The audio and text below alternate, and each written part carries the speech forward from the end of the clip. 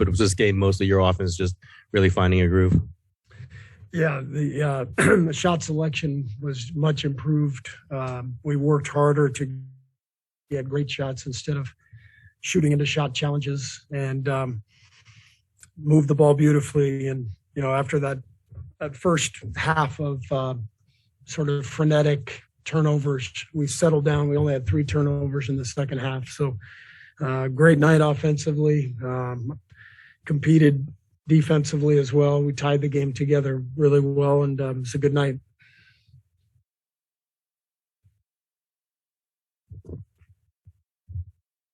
Steve, what went into the decision to start Kuminga, and how did you think that he fared?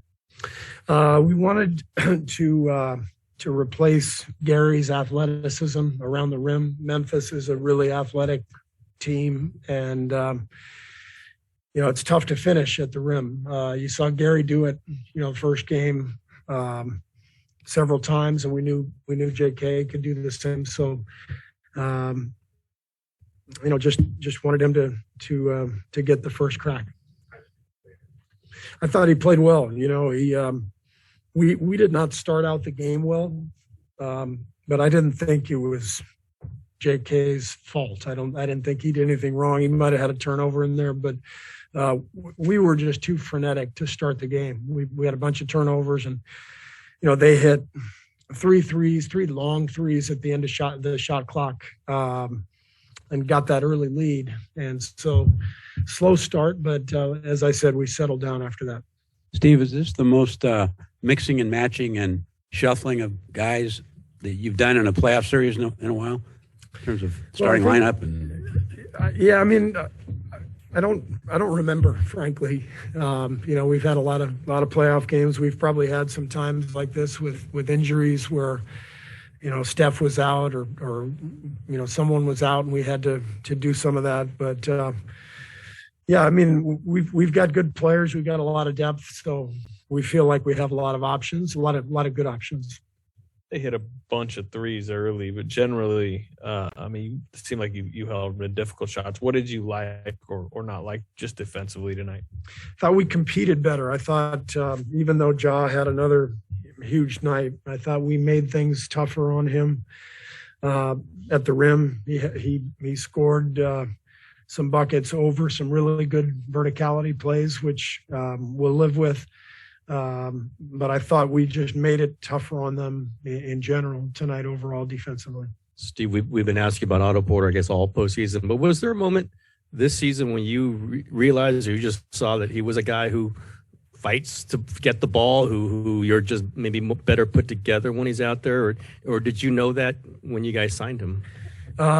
We knew that he was capable of that because we had seen him have great success in the league, but we didn't know with the injury history the last couple of years. So the big thing was when he started out the season healthy and he showed what he could do, it was obvious that he was a great fit for us.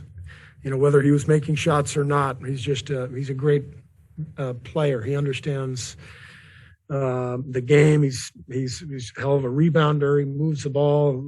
Otto just knows how to play. So he's a really good fit with us.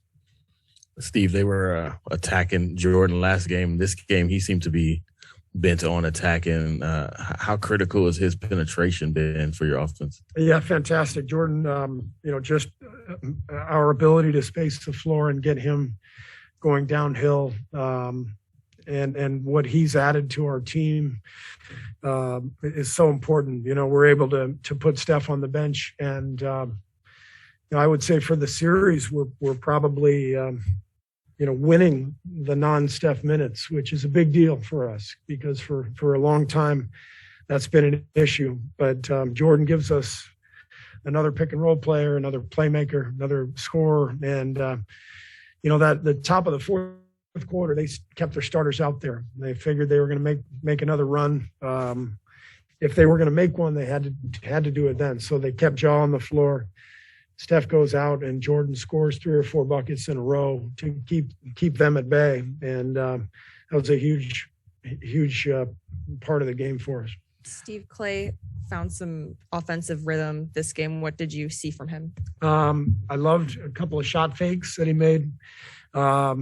Instead of shooting into the shot challenge, he pump faked and sidestepped and shot, moved the ball along. I just thought in general, he got better shots. We got better shots. And, when you establish a tone where you get good shots, then the tough ones tend to go in. He had the one-legged three-pointer, which was not a good shot. But by that time, he was comfortable. He was in rhythm, and, he's very capable of making those. But if he's taking that kind of shot the entire game, it's not going to go well. So I just liked his poise and his patience.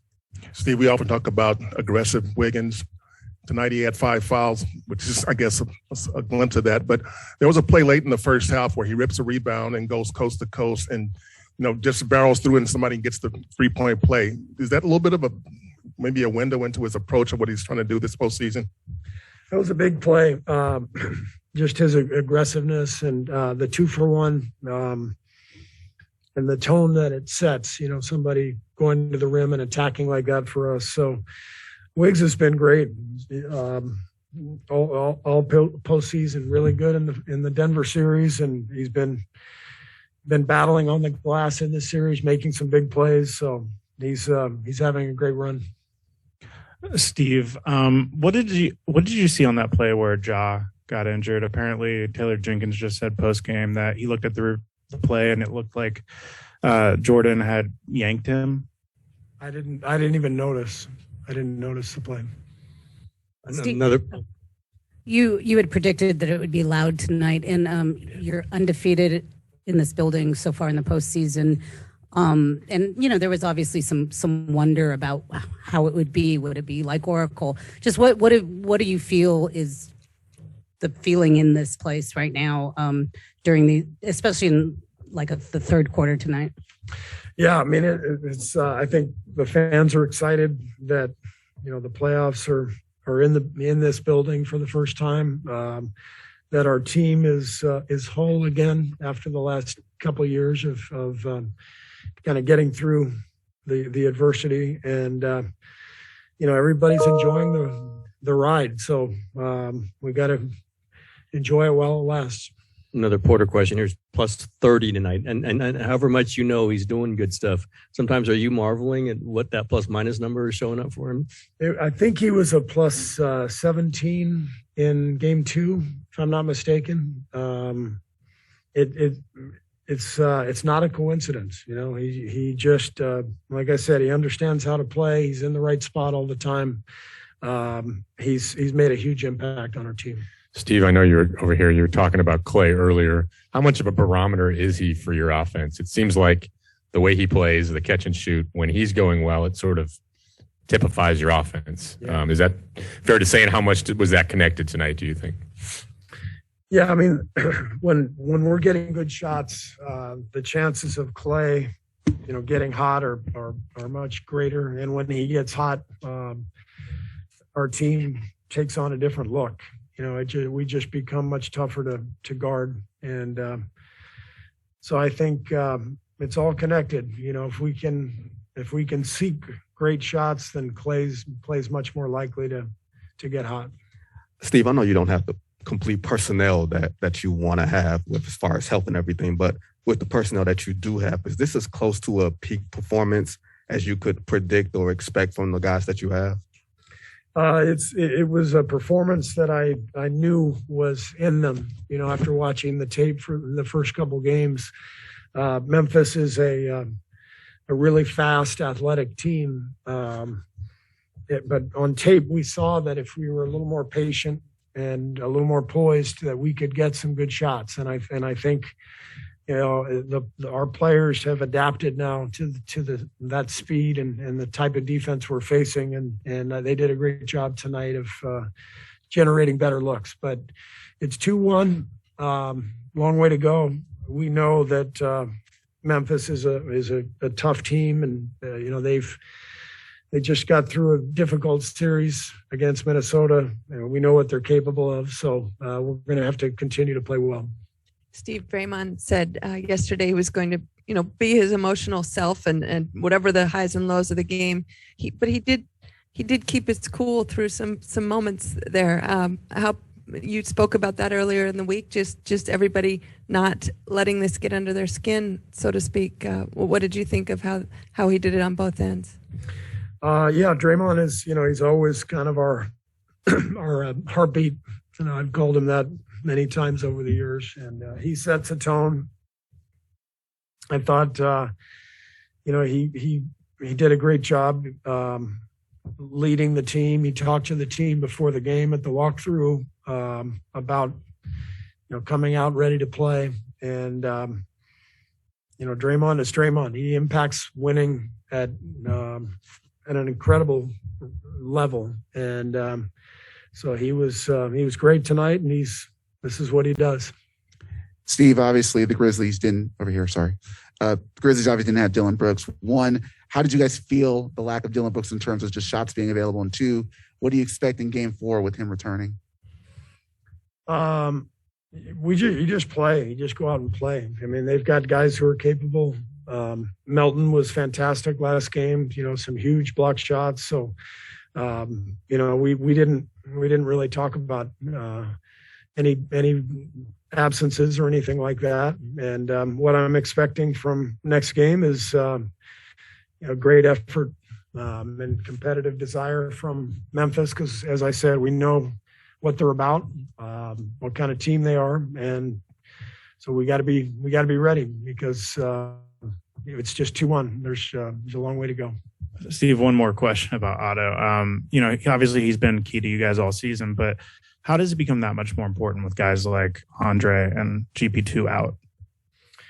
Yeah, I mean, with those guys out, we're really leaning on Otto even more, and he's capable of playing multiple positions. He kind of play across the front line, 3, 4, or 5, and he's done a great job.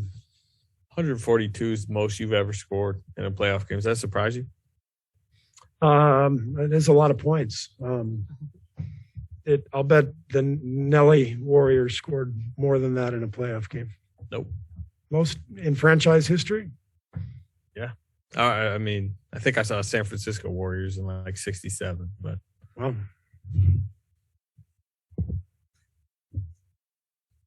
Take that, Nelly. Wherever you are. We're good? All right. Thanks.